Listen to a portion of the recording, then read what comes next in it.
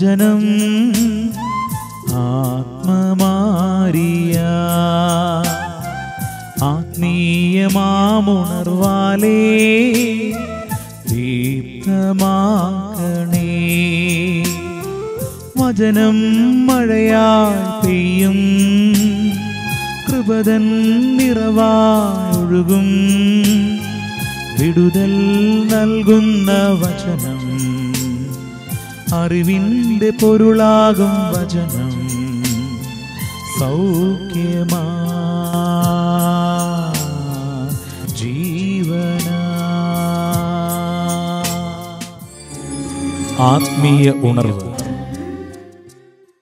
പിതാവിൻ്റെയും പുത്രൻ്റെയും പരിശുദ്ധാത്മാവിൻ്റെയും നാമത്തിൽ ആമേൻ. കാരുണ്യവാനായ കർത്താവേ, ഈ നിമിഷങ്ങളെ അങ്ങയുടെ തിരുഹൃദയത്തോട് ചേർത്ത് വയ്ക്കുന്നു. അങ്ങയുടെ വചനം ശ്രവിക്കുന്ന, ധ്യാനിക്കുന്ന ഓരോ വ്യക്തിയെയും അങ്ങയുടെ കരങ്ങളിലേക്ക് നൽകുന്നു. ഞങ്ങളെ ഓരോരുത്തരെയും അങ്ങയുടെ തിരുരക്തം കൊണ്ട് അഭിഷേകം ചെയ്യണമേ. പരിശുദ്ധാത്മാവ് കൊണ്ട് നിറയ്ക്കണമേ. അങ്ങയുടെ വചനം സജീവവും ഊർജ്ജസ്വലവുമാണ്. ഇരുതല വാളിനേക്കാൾ മൂർച്ചയേറിയതാണ്. ആത്മാവിലും ചേതനയിലും മജ്ജയിലും സന്ധിബന്ധങ്ങളിലും തുളച്ചു കയറി ഹൃദയത്തിൻ്റെ വിചാരങ്ങളെയും നിയോഗങ്ങളെയും വിവേചിക്കുന്നതാണ്. ദൈവമേ, അങ്ങയുടെ വചനം ഞങ്ങളുടെ ഹൃദയങ്ങളിലേക്ക് നൽകണമേ. ഞങ്ങളുടെ വിചാരങ്ങളും ഞങ്ങളുടെ നിയോഗങ്ങളും അങ്ങയുടെ തിരുവചനം കൊണ്ട് നിറയട്ടെ. ഞങ്ങളുടെ കുടുംബങ്ങളിൽ, ഞങ്ങളുടെ വ്യക്തി ജീവിതത്തിൽ അങ്ങയുടെ വചനം നിറയട്ടെ. ദൈവമേ, എല്ലാ തിന്മയുടെ സ്വാധീനങ്ങളും എല്ലാ പൈശാചികമായ പ്രലോഭനങ്ങളും അങ്ങയുടെ വചനത്തിൻ്റെ ശക്തിയാൽ ഈ സമയം, ഈ നിമിഷങ്ങളിൽ നിർവീര്യമാകട്ടെ. ഈ വചനം ശ്രവിച്ചുകൊണ്ടിരിക്കുന്ന ഓരോ വ്യക്തിയുടെ മേലും അങ്ങയുടെ വലതുകരത്തിൻ്റെ അഭിഷേകം കടന്നു വരട്ടെ. ഓരോരുത്തരുടെയും ജീവിതത്തിൽ യേശുനാമത്തിൻ്റെ ശക്തി വെളിപ്പെടട്ടെ.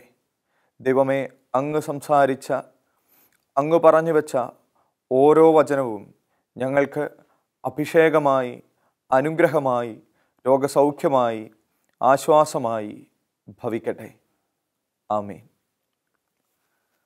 പ്രിയമുള്ളവരെ, നമുക്ക് വിശുദ്ധ ലൂക്ക അറിയിച്ച സുവിശേഷം 17-ാം അധ്യായം 20 മുതലുള്ള തിരുവചന ഭാഗം ശ്രവിക്കാം. ദൈവരാജ്യം എപ്പോഴാണ് വരുന്നത് എന്ന് ഫരിസേയർ ചോദിച്ചതിന് അവൻ മറുപടി പറഞ്ഞു, പ്രത്യക്ഷമായ അടയാളങ്ങളോട് കൂടിയല്ല ദൈവരാജ്യം വരുന്നത്. ഇതാ ഇവിടെ, അതാ അവിടെ എന്ന് ആരും പറയുകയുമില്ല. എന്തെന്നാൽ ദൈവരാജ്യം നിങ്ങളുടെ ഇടയിൽ തന്നെയുണ്ട്. അവൻ ശിഷ്യരോട് പറഞ്ഞു, മനുഷ്യപുത്രൻ്റെ ദിവസങ്ങളിൽ ഒന്ന് കാണാൻ നിങ്ങൾ ആഗ്രഹിക്കുന്ന സമയം വരും, എന്നാൽ നിങ്ങൾ കാണുകയില്ല. അതാ അവിടെ, ഇതാ ഇവിടെ എന്ന് അവർ നിങ്ങളോട് പറയും. നിങ്ങൾ പോകരുത്, അവരെ നിങ്ങൾ അനുഗമിക്കുകയുമരുത്. സ്നേഹമുള്ളവരെ, മനുഷ്യപുത്രൻ്റെ ആഗമനത്തെക്കുറിച്ച്, ദൈവരാജ്യത്തെക്കുറിച്ച് ക്രിസ്തു ഓർമ്മപ്പെടുത്തുന്ന വളരെ മനോഹരമായ ഒരു തിരുവചന ഭാഗമാണല്ലോ നാം ശ്രവിച്ചത്. ദൈവരാജ്യത്തെക്കുറിച്ച് പലതും നിങ്ങളോട് പറയും. ഈ ലോകം നിങ്ങളെ പലതും പറഞ്ഞ് പ്രലോഭിപ്പിക്കും. ഇതാ ഇവിടെ, അതാ അവിടെ എന്ന് പറയും. പക്ഷേ ആ പ്രലോഭനങ്ങളിൽ വീഴരുത്. ആ പ്രലോഭനങ്ങളിൽ വീഴാതിരിക്കാനുള്ള ഒരു കാരണമായി ക്രിസ്തു നമ്മുടെ മുൻപിൽ വയ്ക്കുന്നത് ഇതാണ്: ദൈവരാജ്യം പുറമെ എവിടെയെങ്കിലും നിൽക്കുന്ന ഒന്നല്ല, മറിച്ച് അത് നിങ്ങളുടെ ഇടയിൽ തന്നെയുണ്ട്. സ്നേഹമുള്ളവരെ, ഈ ദൈവരാജ്യം നമ്മുടെ ഇടയിൽ തന്നെയുണ്ട് എന്നുള്ള ഒരു ചിന്ത, അത് വളരെ കൃപ നിറഞ്ഞ ഒന്നാണ്. നമ്മുടെ കുടുംബങ്ങളിൽ, നമ്മുടെ വ്യക്തി ജീവിതത്തിൽ, നാം ആയിരിക്കുന്ന സമൂഹത്തിൽ ദൈവരാജ്യമുണ്ട് എന്ന് ക്രിസ്തു ഓർമ്മപ്പെടുത്തുന്നു. ഇനി അങ്ങനെ ഇല്ലെങ്കിൽ അവിടെയെല്ലാം ദൈവരാജ്യം പടുത്തുയർത്താനുള്ള ഒരു വിളി അത് ദൈവം നമുക്ക് ഓരോരുത്തർക്കും നൽകുന്നുണ്ട്. വിശുദ്ധ പൗലോസ്ലീഹ റോമിലെ സഭയ്ക്ക് എഴുതിയ ലേഖനത്തിൻ്റെ 14-ാം അധ്യായം 17-ാം തിരുവചനത്തിൽ ദൈവരാജ്യം എന്നാൽ എന്ത് എന്ന് വ്യക്തമായി പറഞ്ഞു വയ്ക്കുന്നുണ്ട്. ദൈവരാജ്യത്തിൻ്റെ ഒരു നിർവചനം അവിടെ അപ്പസ്തോലൻ നമുക്ക് നൽകുകയാണ്. ദൈവരാജ്യം എന്നാൽ ഭക്ഷണവും പാനീയവുമല്ല, പ്രത്യുത നീതിയും സമാധാനവും പരിശുദ്ധാത്മാവിലുള്ള സന്തോഷവുമാണ്. പ്രിയമുള്ളവരെ, ദൈവം ഭരിക്കുന്നത് എവിടെയോ, ദൈവത്തിൻ്റെ സാന്നിധ്യമുള്ളത് എവിടെയോ, അവിടെയാണ് ദൈവരാജ്യത്തിൻ്റെ ആരംഭം കുറിക്കപ്പെടുക. അതുകൊണ്ട് നാം ദൈവത്തിന് ഇടം കൊടുക്കുമ്പോൾ, ക്രിസ്തു നമ്മുടെ കുടുംബങ്ങളിലും നമ്മുടെ വ്യക്തി ജീവിതങ്ങളിലും സമൂഹങ്ങളിലും ഭരണം നടത്തുമ്പോൾ അവിടെ ദൈവരാജ്യമുണ്ട്. അപ്പസ്തോലൻ പറഞ്ഞു വെക്കുന്നു, അങ്ങനെയെങ്കിൽ അവിടെ നീതിയും സമാധാനവും പരിശുദ്ധാത്മാവിലുള്ള സന്തോഷവും നാം അനുഭവിക്കും. അതായത് ഈ 3 കാര്യങ്ങളും എവിടെ നിലനിൽക്കുന്നുവോ അതാണ് ദൈവരാജ്യത്തിൻ്റെ അടയാളം. പഴയ നിയമത്തിൽ ആമോസിൻ്റെ പുസ്തകം 5-ാം അധ്യായം 21 മുതലുള്ള തിരുവചനങ്ങളിൽ നാം വ്യക്തമായി വായിക്കുന്നു. ഒന്നാമത്തെ ഒരു അടയാളമായി ക്രിസ്തു നമ്മുടെ മുൻപിലേക്ക് വയ്ക്കുക നീതി എന്നുള്ള ആ ഒരു അവസ്ഥയാണല്ലോ. പ്രിയമുള്ളവരെ, വചനം പറയുന്നു, നിങ്ങളുടെ ഉത്സവങ്ങളോട് എനിക്ക് വെറുപ്പാണ്, അവജ്ഞയാണ്. നിങ്ങളുടെ മഹാസമ്മേളനങ്ങളിൽ എനിക്ക് പ്രസാദമില്ല. നിങ്ങൾ ദഹനബലികളും ധാന്യബലികളും അർപ്പിച്ചാലും ഞാൻ സ്വീകരിക്കുകയില്ല. സമാധാനബലിയായി നിങ്ങൾ അർപ്പിക്കുന്ന കൊഴുത്ത മൃഗങ്ങളെ ഞാൻ നോക്കുകയില്ല. നിങ്ങളുടെ ഗാനങ്ങളുടെ ശബ്ദം എനിക്ക് കേൾക്കേണ്ട. നിങ്ങളുടെ വീണാനാദം ഞാൻ ശ്രദ്ധിക്കുകയില്ല. നീതി ജലം പോലെ ഒഴുകട്ടെ, സത്യം ഒരിക്കലും വറ്റാത്ത നീർച്ചാല് പോലെയും. ദൈവം ഈ ലോകത്തിന് നമുക്ക് ഓരോരുത്തർക്കും ഒരു മുന്നറിയിപ്പ് നൽകുകയാണ്. നീതിയില്ലാത്ത ഇടങ്ങളിൽ ഒരിക്കലും ബലികൾ സ്വീകരിക്കപ്പെടുകയില്ല. പ്രിയമുള്ളവരെ, നീതി എന്നുള്ളത് എന്താണ്? അർഹിക്കുന്നത് അപരന് നൽകുന്നതാണ് നീതി എന്ന് നാമൊക്കെ ഒരുപക്ഷെ പഠിച്ചിട്ടുണ്ടാകും. എന്നാൽ അതിലുപരിയായി ദൈവത്തോട് ചേർന്ന് നിന്ന് ചിന്തിക്കുമ്പോൾ ക്രിസ്തീയമായ ഒരു ചിന്ത എന്ന് പറയുന്നത് നീതി കരുണയാണ്. അതായത് ഒരുപക്ഷെ അർഹിക്കുന്നത് മാത്രമല്ല മറ്റുള്ള അപരന് നൽകുക, മറിച്ച് അവൻ അർഹിക്കാത്തതും അതിലുപരിയും കൊടുക്കുന്നതാണ് ക്രിസ്തീയമായ നീതി. ദൈവത്തോട് ചേർന്ന് നിന്ന് ചിന്തിക്കുന്നവർക്ക് മനസ്സിലാകും, തിരിച്ചറിയാൻ കഴിയും, നീതി എന്നത് കരുണയാണ്. ഓരോ ദിവസവും ദൈവത്തിൻ്റെ പക്കൽ നിന്നും ഈ കരുണ സ്വീകരിക്കുന്നവരാണല്ലോ പ്രിയമുള്ളവരെ നാം ഓരോരുത്തരും. നമ്മുടെ കുടുംബങ്ങളും നമ്മുടെ വ്യക്തി ജീവിതങ്ങളും ഓരോ ദിവസവും ദൈവം ചൊരിയുന്ന ഈ കരുണയാൽ അനുഗ്രഹിക്കപ്പെടുന്നതാണ്. പൗലോസ്ലീഹ റോമിലെ സഭയ്ക്ക് തന്നെ എഴുതിയ ലേഖനത്തിൻ്റെ 9-ാം അധ്യായം 16-ാം തിരുവചനത്തിൽ നാം വായിക്കും, മനുഷ്യൻ്റെ ആഗ്രഹമോ പ്രയത്നമോ അല്ല, ദൈവത്തിൻ്റെ ദയയാണ് എല്ലാറ്റിൻ്റെയും അടിസ്ഥാനം. അതായത് നമ്മുടെ ജീവിതം പടുത്തുയർത്തപ്പെടുന്നത് തന്നെ, നാമൊക്കെ ഏതെങ്കിലും നിലകളിൽ എത്തുന്നത് തന്നെ ഈ ദൈവത്തിൻ്റെ ദയയുടെ, ദൈവത്തിൻ്റെ കരുണയുടെ ഒരു പ്രതിഫലനമാണ്. അതുകൊണ്ട് ഈ കരുണ എപ്പോൾ മറ്റുള്ളവരിലേക്ക് ഒഴുകാൻ തുടങ്ങുന്നോ അപ്പോൾ മാത്രമേ നീതി നമ്മുടെ സമൂഹങ്ങളിൽ, നമ്മുടെ കുടുംബങ്ങളിൽ പുലരുന്നു എന്ന് പറയാൻ കഴിയൂ. അതാണ് തമ്പുരാൻ പറയുക, ഈ നീതിയില്ലാത്ത ഇടങ്ങളിൽ നിങ്ങളുടെ ബലികൾ ഞാൻ സ്വീകരിക്കില്ല, നിങ്ങളുടെ പ്രാർത്ഥനകൾക്ക് ഞാൻ കാതോർക്കില്ല, നിങ്ങളുടെ കണ്ണുനീരോ നിങ്ങളുടെ ദുഃഖങ്ങളോ ഞാൻ കാണുകയില്ല. പ്രിയമുള്ളവരെ, അതുകൊണ്ട് ആദ്യമുണ്ടാകേണ്ടത് നീതിയാണ്. ദൈവനീതിയിൽ അത് കരുണയാണ്. ഈ കരുണ നമ്മുടെ കുടുംബങ്ങളിൽ, നമ്മുടെ വ്യക്തി ജീവിതത്തിൽ പുലരാൻ തുടങ്ങുമ്പോൾ ദൈവരാജ്യത്തിൻ്റെ ആരംഭമാണ് എന്ന് നമുക്ക് ഉറപ്പിക്കാൻ കഴിയും. വീണ്ടും രണ്ടാമതായി പൗലോസ്ലീഹ പറഞ്ഞു വെക്കുന്ന ഒരു കാര്യം സമാധാനം എന്നുള്ളതാണല്ലോ. ഈ ചുറ്റുമുള്ള ലോകത്തിലേക്ക് ഒന്ന് നോക്കിയാൽ പ്രിയമുള്ളവരെ, ഈ സമാധാനം തേടി പലതും ചെയ്യുന്ന, പല വഴികളിലൂടെയും യാത്ര ചെയ്യുന്ന ഒരുപാട് വ്യക്തികളെ കാണാൻ നമുക്ക് കഴിയും. ഒരു പക്ഷേ ഈ വചനം ശ്രവിച്ചുകൊണ്ടിരിക്കുന്ന ഓരോരുത്തരും ആഗ്രഹിക്കുന്നതും ജീവിതത്തിൽ സമാധാനമുണ്ടാകണം എന്നതാണ്. സമാധാനം നിറഞ്ഞ ഒരു ഹൃദയം, സമാധാനം നിറഞ്ഞ ഒരു കുടുംബം, വ്യക്തിജീവിതം, അതൊക്കെ ആഗ്രഹിക്കുന്ന മനുഷ്യരാണല്ലോ നാം ഓരോരുത്തരും. പക്ഷേ അവിടെയും ശ്രദ്ധിക്കേണ്ട ഒരു കാര്യം, ഈ സമാധാനം അത് എവിടെ നിന്നാണ് നമുക്ക് ലഭിക്കുക എന്നുള്ളതാണ്. ഈ ലോകത്തിലേക്ക് തിരിഞ്ഞാൽ, ഈ ലോകത്തുള്ള മനുഷ്യ വ്യക്തികളിലേക്ക് തിരിഞ്ഞാൽ ഈ സമാധാനം അനുഭവിക്കാൻ നമുക്ക് കഴിയുമോ എന്നുള്ളത് നാം ചിന്തിക്കേണ്ട ഒരു വസ്തുതയാണ്. വിശുദ്ധ യോഹന്നാൻ എഴുതിയ 1-ാം ലേഖനം 2-ാം അധ്യായം 15-ാം തിരുവചനത്തിൽ നമ്മൾ ഇപ്രകാരം വായിക്കുന്നു: ലോകത്തെയോ ലോകത്തിലുള്ള വസ്തുക്കളെയോ നിങ്ങൾ സ്നേഹിക്കരുത്. അതിൻ്റെ കാരണവും വചനം കുറിക്കുന്നു: ആരെങ്കിലും ലോകത്തെ സ്നേഹിച്ചാൽ പിതാവിൻ്റെ സ്നേഹം അവനിൽ ഉണ്ടായിരിക്കുകയില്ല. ഈ ലോകത്തിലേക്ക് തിരിയുന്ന വ്യക്തിയിൽ പിതാവിൻ്റെ സ്നേഹം ഉണ്ടായിരിക്കുകയില്ല. പിതാവിൻ്റെ സ്നേഹമില്ലാത്തിടത്ത് പ്രിയമുള്ളവരെ സമാധാനം ഉണ്ടാകില്ല എന്നുള്ളത് ഉറപ്പാണല്ലോ. ഒരു പക്ഷേ വിശുദ്ധ അഗസ്തീനോസിൻ്റെ ജീവിതത്തിലൂടെ ഒന്ന് കടന്നു പോകുമ്പോൾ മനോഹരമായി അവിടെ കുറിക്കുന്ന ഒരു കാര്യം ഇതാണ്. നമുക്കറിയാം, അഗസ്തീനോസിന് വളരെ പാപകരമായ ഒരു ജീവിതാവസ്ഥയുണ്ടായിരുന്നു. വിശുദ്ധിയിലേക്ക്, ദൈവത്തോട് ചേർന്ന് നിൽക്കുന്ന ഒരു ജീവിതത്തിലേക്ക് വരുന്നതിന് മുൻപ് ഒരുപാട് തിന്മയുടെ വഴികളിലൂടെ നടന്ന ഒരു വ്യക്തിയാണല്ലോ അദ്ദേഹം. നമുക്കറിയാം, അദ്ദേഹത്തിന് വേണ്ടി കണ്ണുനീരൊഴുക്കി പ്രാർത്ഥിച്ചത് അമ്മയാണ്. ഇപ്പോൾ സഭ മുഴുവൻ വിശുദ്ധയെന്ന് നാമകരണം ചെയ്ത് പ്രാർത്ഥിക്കുന്ന മോനിക്ക പുണ്യവതി ഒരുപാട് ദൈവസന്നിധിയിൽ കണ്ണുനീരൊഴുക്കി തൻ്റെ മകന് വേണ്ടി, തൻ്റെ പുത്രൻ്റെ മാനസാന്തരത്തിന് വേണ്ടി ആ അമ്മ പ്രാർത്ഥിച്ചു. വളരെ മനോഹരമായി ആ അമ്മയുടെ പ്രാർത്ഥനകൾ, അഗസ്റ്റിൻ ദൈവത്തെങ്കിലേക്ക് തിരിഞ്ഞ ആ ഒരു അനുഭവം നാം വായിക്കുന്നുണ്ട്.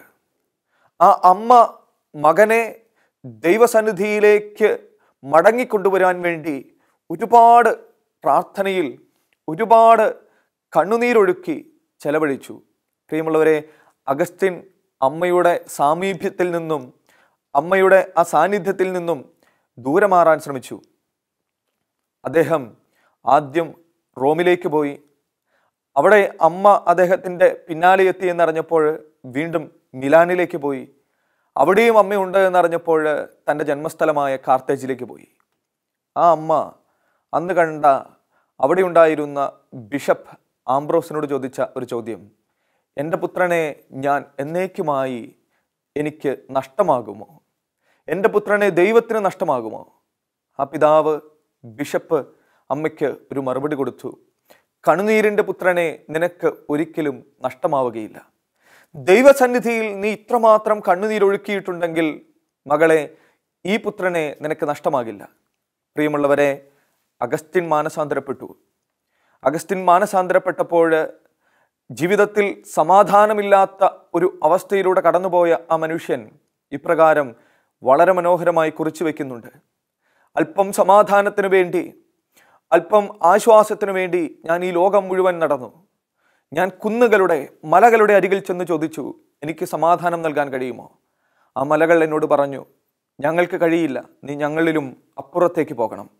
മരങ്ങളുടെ മുൻപിൽ ചെന്ന് ചോദിച്ചു. ആ മരങ്ങൾ പറഞ്ഞു, ഞങ്ങൾക്കും കഴിയില്ല, നീ ഞങ്ങളുടെയും അപ്പുറത്തേക്ക് പോകണം. പ്രിയമുള്ളവരെ, ഇങ്ങനെ ഈ ലോകം മുഴുവൻ സമാധാനം തേടി അലഞ്ഞിട്ടാണ് അഗസ്റ്റിൻ കുറിച്ചു വയ്ക്കുക: ദൈവമേ, അവിടുന്ന് എന്നെ അവിടുത്തേക്കായി സൃഷ്ടിച്ചു. അങ്ങിൽ വിലയം പ്രാപിക്കുന്നത് വരെ എൻ്റെ ആത്മാവ് അസ്വസ്ഥമായിരിക്കും. എത്ര വലിയ ഒരു തിരിച്ചറിവാണ് പ്രിയമുള്ളവരെ! അങ്ങിൽ വിലയം പ്രാപിക്കുന്നത് വരെ എൻ്റെ ആത്മാവ് അസ്വസ്ഥമായിരിക്കും. അതായത് ദൈവമുള്ളിടത്തെ സമാധാനമുള്ളൂ. ദൈവത്തെ തേടുന്നവർക്ക് മാത്രമേ സമാധാനം ലഭിക്കുകയുള്ളൂ, അനുഭവിക്കാൻ കഴിയുകയുള്ളൂ. അതാണല്ലോ പരിശുദ്ധ ഫ്രാൻസിസ് മാർപ്പാപ്പ ഇപ്രകാരം പറഞ്ഞു വയ്ക്കുക: നിങ്ങൾ ജീവിതത്തിൽ ഏതെങ്കിലും തരത്തിലുള്ള സമാധാനം അനുഭവിക്കുന്നുവെങ്കിൽ നിങ്ങൾ ശ്രദ്ധിക്കണം, ആ സമാധാനത്തോടൊപ്പം നിങ്ങളുടെ ജീവിതത്തിൽ കുരിശുകൾ, വേദനകളുണ്ടോ എന്ന്. ക്രിസ്തുവിൻ്റെ കുരിശില്ലാതെ, ക്രിസ്തു നൽകുന്ന വേദനകളില്ലാതെ നിങ്ങൾ അനുഭവിക്കുന്ന സമാധാനം അത് തീർച്ചയായും ഈ ലോകം നൽകുന്നതാകും. അത് ദൈവം നൽകുന്നതല്ല. ലോകം നൽകുന്ന സമാധാനമാണെങ്കിൽ ഉറപ്പായും അത് നൈമിഷികമാണ്, അത് നിങ്ങൾക്ക് നഷ്ടമാകും.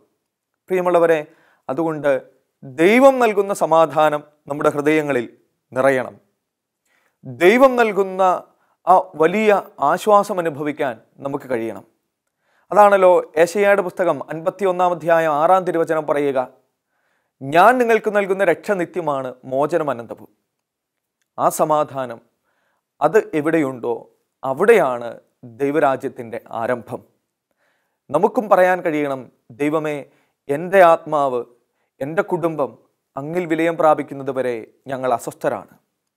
അവിടെ ദൈവം ഭരണം നടത്തും, അവിടെ ക്രിസ്തുവുണ്ടാകും. വീണ്ടും പൗലോസ്ലീഹ ഓർമ്മപ്പെടുത്തുന്നു, പരിശുദ്ധാത്മാവിലുള്ള സന്തോഷമാണ് ദൈവരാജ്യം. ഇന്ന് എവിടേക്ക് തിരിഞ്ഞാലും പ്രിയമുള്ളവരെ, ദുഃഖിതരായ ഒരുപാട് മനുഷ്യരെ കാണാൻ കഴിയും. പക്ഷേ വചനം നമുക്ക് നൽകുന്ന വളരെ ഉറപ്പുള്ള ഒരു വാഗ്ദാനമാണല്ലോ. യോഹന്നാൻ്റെ സുവിശേഷം 16-ാം അധ്യായം 20-ാം തിരുവചനം, നിങ്ങളുടെ ദുഃഖം സന്തോഷമായി മാറും. വീണ്ടും 22-ാം തിരുവചനത്തിൽ ഇപ്രകാരം നമ്മൾ വായിക്കുന്നു, ക്രിസ്തു നമ്മോട് പറയുകയാണ്, ഇപ്പോൾ നിങ്ങൾ ദുഃഖിതരാണ്, എന്നാൽ ഞാൻ വീണ്ടും നിങ്ങളെ കാണും. അപ്പോൾ നിങ്ങളുടെ ഹൃദയം സന്തോഷിക്കും. നിങ്ങളുടെ ആ സന്തോഷം ആരും നിങ്ങളിൽ നിന്നും എടുത്തു കളയുകയില്ല. ദൈവം വരുമ്പോൾ നമ്മൾ സന്തോഷിക്കും. ആ സന്തോഷം ആരും നമ്മളിൽ നിന്നും എടുത്തു കളയുകയില്ല. ദിവ്യകാരുണ്യത്തിന് മുൻപിൽ ഇരുന്ന് പ്രാർത്ഥിക്കുമ്പോൾ അവിടുന്ന് വീണ്ടും നമ്മെ നോക്കും.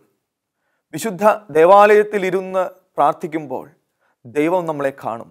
പ്രിയമുള്ളവരെ, അങ്ങനെ ദൈവം കാണുമ്പോൾ നമ്മുടെ ഹൃദയം സന്തോഷിക്കുമെന്നാണ് വചനം പറയുക. ആ സന്തോഷം നമുക്കൊരിക്കലും നഷ്ടമാവുകയില്ല.